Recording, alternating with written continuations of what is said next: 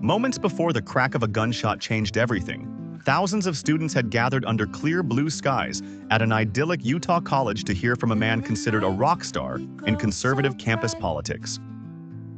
As the 31-year-old Charlie Kirk sat under a tent, debating political opponents taking their turn at a microphone, many gathered on the lawns cheered, and some protested.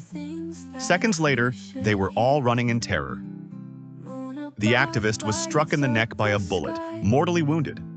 The episode playing out as cameras rolled, some showing the murder in bloody detail. The images will be hard to forget, particularly for the many young conservatives for whom Kirk held celebrity status.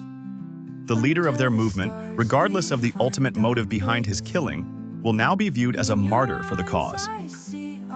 Kirk, in the past, had warned of what he said was the threat of violence from his critics, of which he had many, given his provocative style of conservatism. Nonetheless, he was willing to travel to college campuses, where the politics frequently tilt to the left, and debate all comers. He was an advocate of gun rights and conservative values, an outspoken critic of transgender rights, and a staunch, unapologetic Donald Trump supporter. His Turning Point U.S. organization played a key role in the voter turnout drive that saw the president return to the White House this year. The tent where he was shot had "Prove Me Wrong" emblazoned on it. He was a hero to young conservative students in particular, meeting them where they were and offering them a movement of their own. Kirk's killing is both another episode of shocking gun violence in America and the latest in an ever-lengthening line of recent political violence. Earlier this year, 2 Democratic state legislators in Minnesota were shot in their homes, with one dying from her wounds. Last year, Donald Trump was twice the target of assassination attempts. His brush with a bullet at an outdoor rally in Butler, Pennsylvania, bears striking similarities to Wednesday's shooting in Utah, both playing out before gathered crowds at outdoor venues.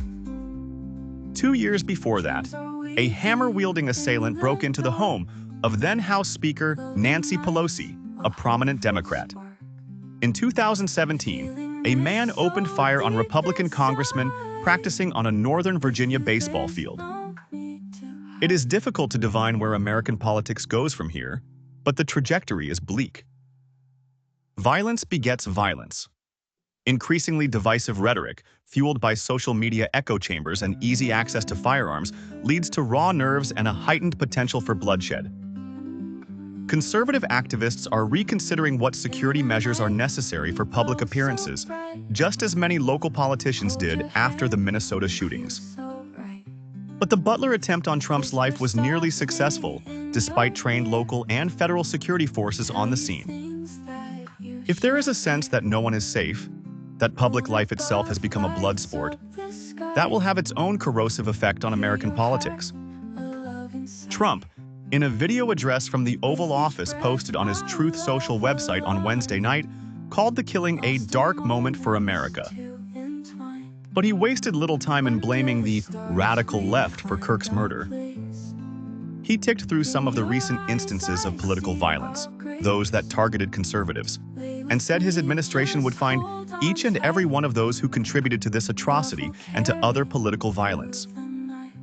Those comments are sure to be welcomed by those on the right, who in the hours after the shooting called for a crackdown on left-wing groups.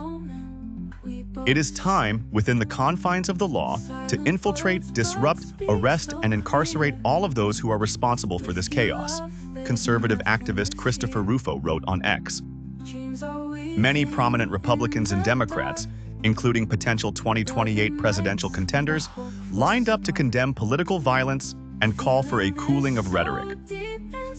But in Congress on Wednesday evening, a moment of silence for Kirk was quickly followed by a shouting match between lawmakers, a further indication that partisan tensions are still high. Meanwhile, in Utah, witnesses, law enforcement, and state and local leaders continue to come to grips with the trauma of the day.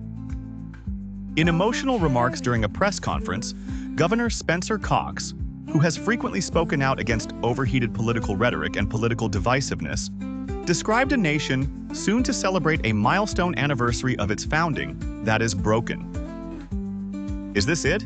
he asked. "Is this what 250 years has wrought upon us?" "I pray that is not the case," he answered. The doubt in his voice underscored the simple truth that, on this day, the future of America and whether its violent politics can be fixed seems far from certain.